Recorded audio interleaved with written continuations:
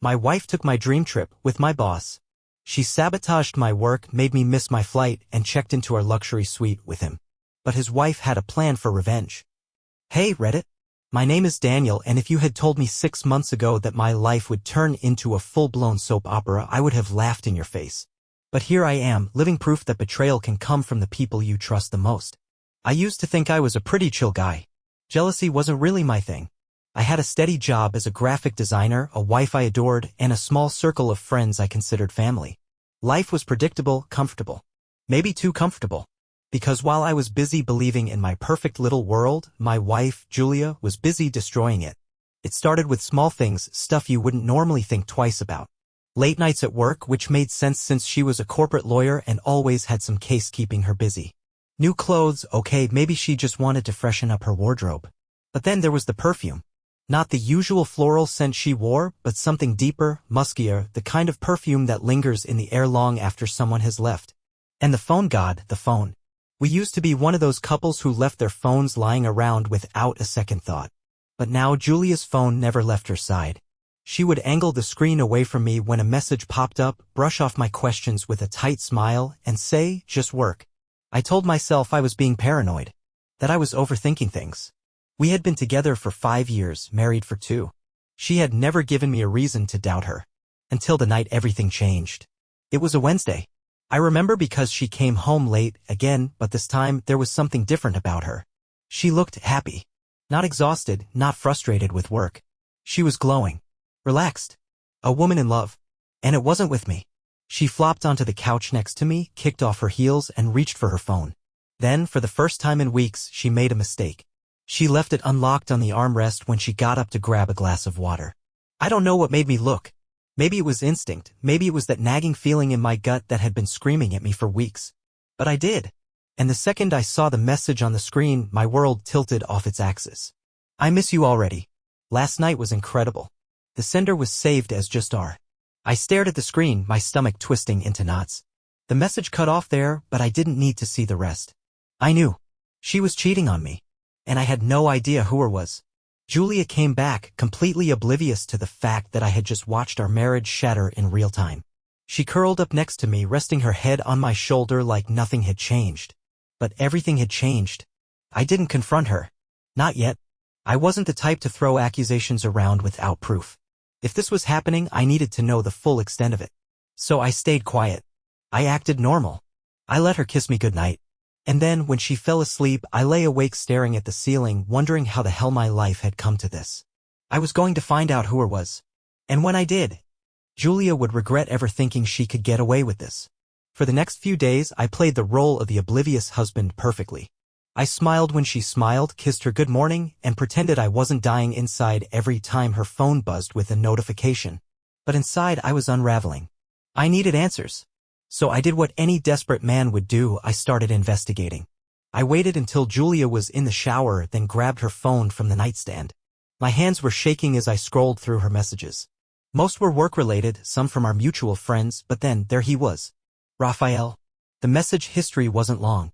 She had deleted most of it, but a few remained. Enough for me to piece together the truth. I can't stop thinking about last night. Dinner tomorrow? I'll book the same hotel. I hate sneaking around, but it's worth it. You make me feel alive. The texts hit me like a freight train. I sat on the edge of the bed, gripping the phone so tightly my knuckles turned white. Raphael. She was having an affair with someone named Raphael. And then I saw it. A picture. Julia sitting in a dimly lit restaurant, smiling in a way she hadn't smiled at me in years.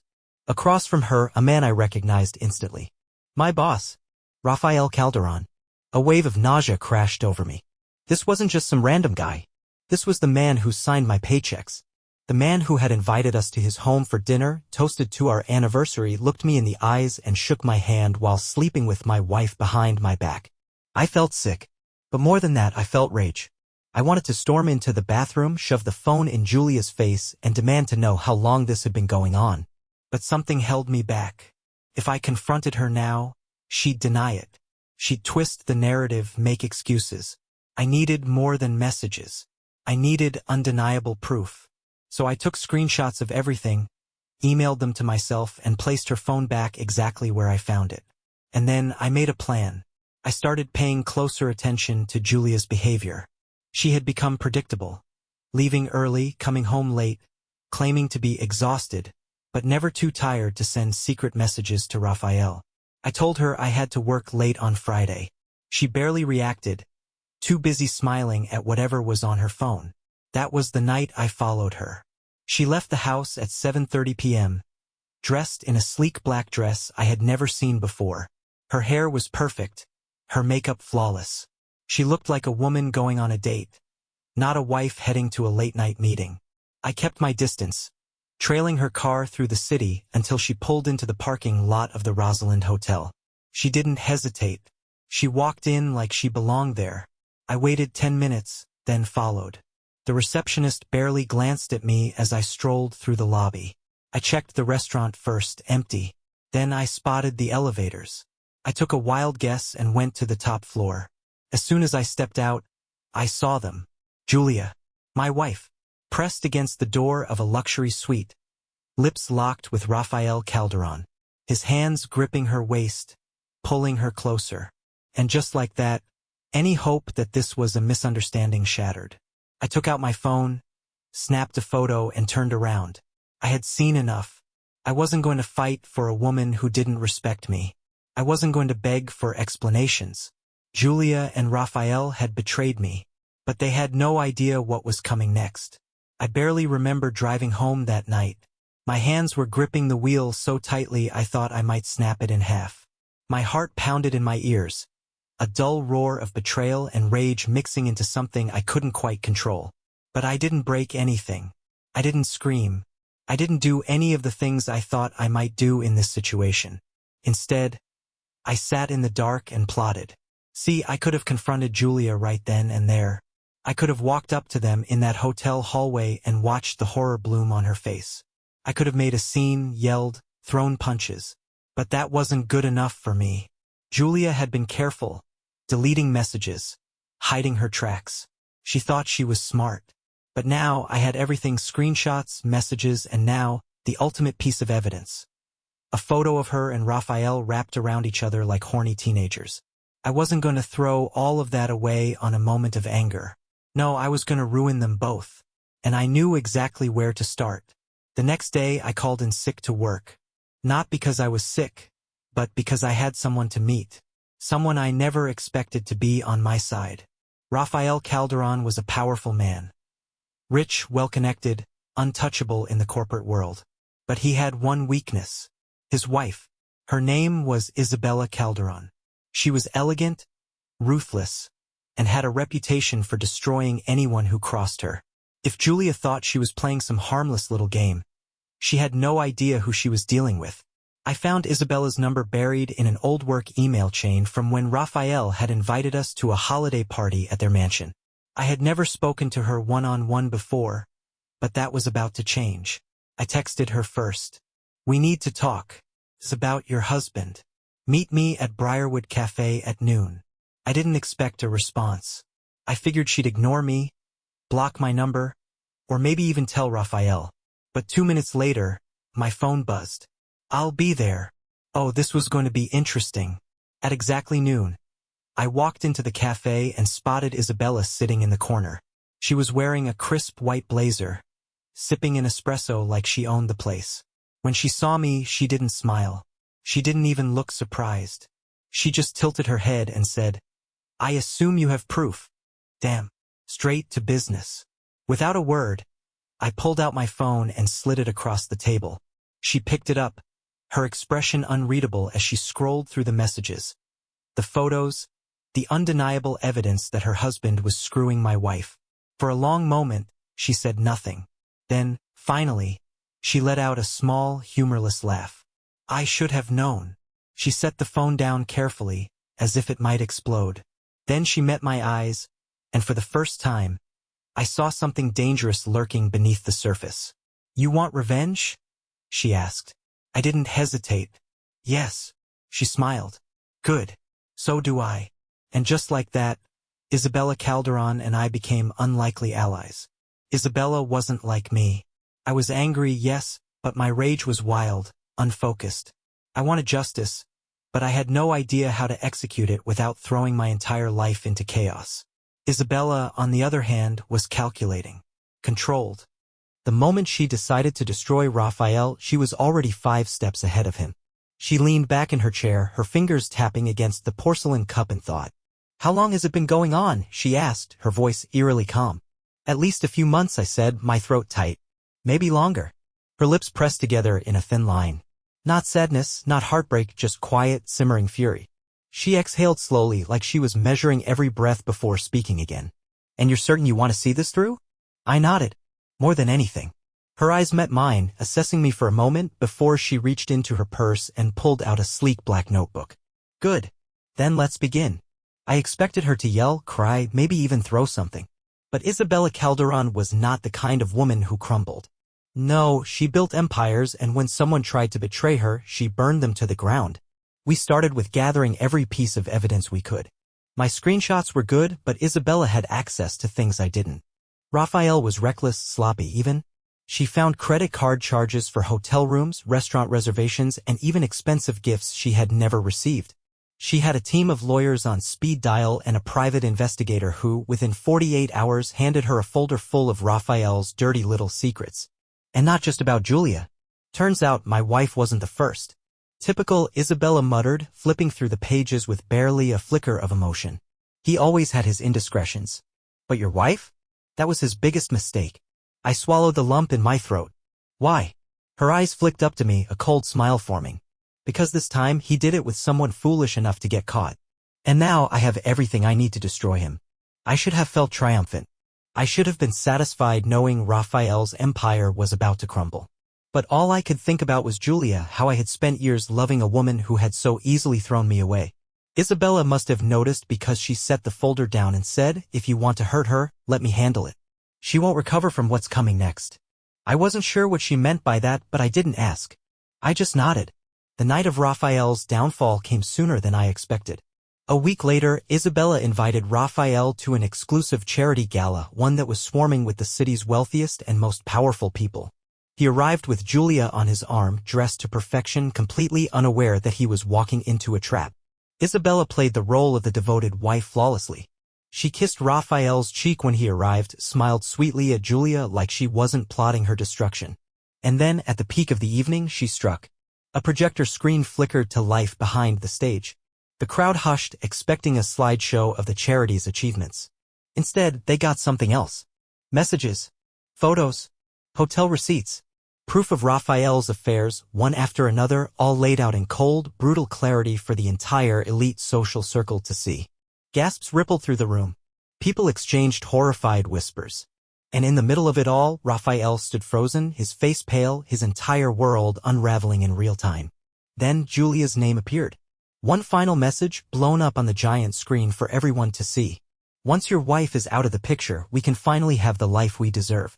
The room fell into stunned silence. Then, slowly, all eyes turned to Julia. I had seen my wife fake a lot of emotions before: sympathy, innocence, affection. But she had no act prepared for this. Her face drained of color, her eyes darting wildly around the room, searching for an escape. Isabella stepped forward, a glass of champagne in hand, her voice ringing through the silence. "I'd like to propose a toast," she said smoothly. "To my husband. May his next career choice be better than his last." A few chuckles rippled through the crowd. And then, like vultures sensing blood, the whispers started. Julia turned to Raphael, eyes wide. "You knew about this, right? You knew this was fake. Tell them this is fake." But Raphael was already backing away, his face twisted in panic. He wasn't going to save her. He couldn't even save himself. The board members of his company had seen enough. I watched as several of them pulled out their phones, no doubt messaging their legal teams. His career was done. His reputation was ash. And Julia, she wasn't just collateral damage. She was finished. She turned to me next, her expression desperate now. "Daniel, please, you know this isn't what it looks like." I didn't let her finish. I just smiled, tipped my glass toward her, and walked away. Isabella had said she would handle it. And she had. Julia didn't go down quietly. After the gala, after Raphael's career went up in flames and his so-called reputation turned to dust, she did what I should have expected from a woman like her. She fought. Not for me, not for love, but for survival.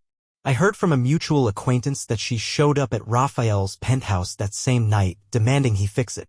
screaming, crying, trying to claw her way back into the life she thought she was about to inherit. But Raphael? He was already in self-preservation mode. He threw her out. Just like that, the man she had risked everything for, betrayed me for, humiliated me for, wanted nothing to do with her the moment she became a liability. But Julia wasn't just dealing with a breakup. Isabella wasn't done with her yet. See, Isabella was methodical. She didn't just want Raphael ruined, she wanted Julia to feel every ounce of pain she had inflicted on others. And she knew exactly where to hit her. It started small. Julia lost her job first. Word spread fast in legal circles and no firm wanted to touch someone who had been publicly exposed as an adulterous homewrecker. Then her social life crumbled. The same friends who once covered for her, who laughed at my expense while she lied to my face, suddenly vanished. Nobody wanted to be associated with her. Then came the final blow. Julia had always prided herself on being independent, on carving her own path, but the truth was she had always relied on connections. On favors. On people looking the other way.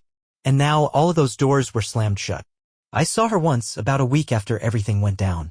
She was sitting alone at a cafe we used to go to, staring blankly at her phone like she was waiting for someone to call. But no one did. And for the first time since all of this started, I didn't feel anger. I didn't feel hatred. I just felt nothing. I had spent weeks, months even, consumed by the idea of revenge, of making her and Raphael pay for what they had done to me. And now, looking at her, at the empty, broken version of the woman I once loved, I realized something. I had already won. I turned and walked away, leaving her exactly where she deserved to be. But Julia wasn't the only one facing consequences. Raphael was drowning. Isabella had filed for divorce immediately after the gala and she wasn't playing fair. She took everything, his shares in the company, his assets, his properties. By the time the legal teams were done with him, he had nothing left but a tarnished name and a bank account that was shrinking by the second. Last I heard, he had fled the city, trying to start over somewhere nobody knew his name. But no matter where he went, he would never be the man he once was. And as for me? For the first time in a long time, I was free. I moved into a new apartment, one that didn't have ghosts in the walls, didn't remind me of whispered lies and stolen moments of betrayal. I focused on myself, on my career, and when I was ready on moving forward, it wasn't an instant transformation. Healing never is. But one day I woke up and realized I wasn't angry anymore. And that was the best revenge of all. Months passed and life settled into something I hadn't felt in a long time, peace. No more waking up with that tightness in my chest, no more replaying old conversations, trying to figure out when Julia had started slipping away. The anger that had once fueled me, kept me awake at night, had burned itself out. In its place was something better. Clarity. Isabella and I kept in touch, though not for long. Once the dust settled, she had no reason to linger in the wreckage of her marriage. She finalized her divorce, walked away with more money than Raphael would ever see again, and disappeared into a world I'd never be a part of. Last I heard, she was living in Spain, sipping expensive wine on a private estate. Good for her. As for Raphael, his downfall had been swift and absolute. With his reputation in ruins and his business partners severing ties, he was forced to sell everything. The man who once walked through corporate hallways like he was untouchable had become a cautionary tale. Last I heard, he was somewhere in Texas managing a struggling real estate firm far from the high-rise offices and luxury hotels where he once thrived. And Julia? She tried to reach out. A text here and there, a weak attempt at small talk. I never responded. Then came the calls. First sporadic, then desperate. She left voicemails, her voice strained, saying she just wanted to talk, that she missed me, that she had made a mistake. A mistake. That's what she called it. As if months of lying, sneaking around, and planning a life with another man was a simple misstep. I never called her back. One night, she showed up at my door. I knew she would eventually. She looked different. The polished, confident woman I once knew was gone. Her makeup was smudged, her hair messy, her usual poise replaced with something almost pathetic.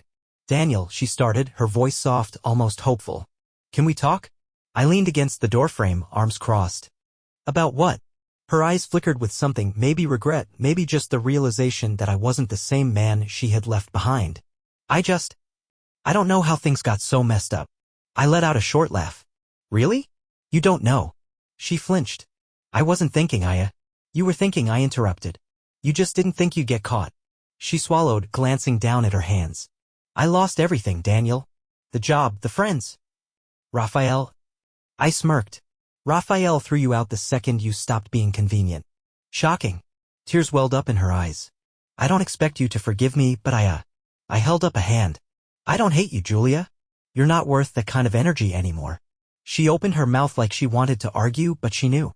She could see it in my face. She had no power here. Not anymore. I took a step back and met her gaze one last time. Goodbye, Julia. Then I shut the door. And just like that, she was gone. There was no dramatic ending, no lingering ache. Just silence. And in that silence, I felt something I hadn't in a long, long time. Relief. For the first time in years, I was truly, completely free. Life moved on, and so did I. There was no grand epiphany, no dramatic moment where I stood on a rooftop and declared myself healed. It was quieter than that, simpler. I just woke up one day and realized I wasn't thinking about Julia anymore.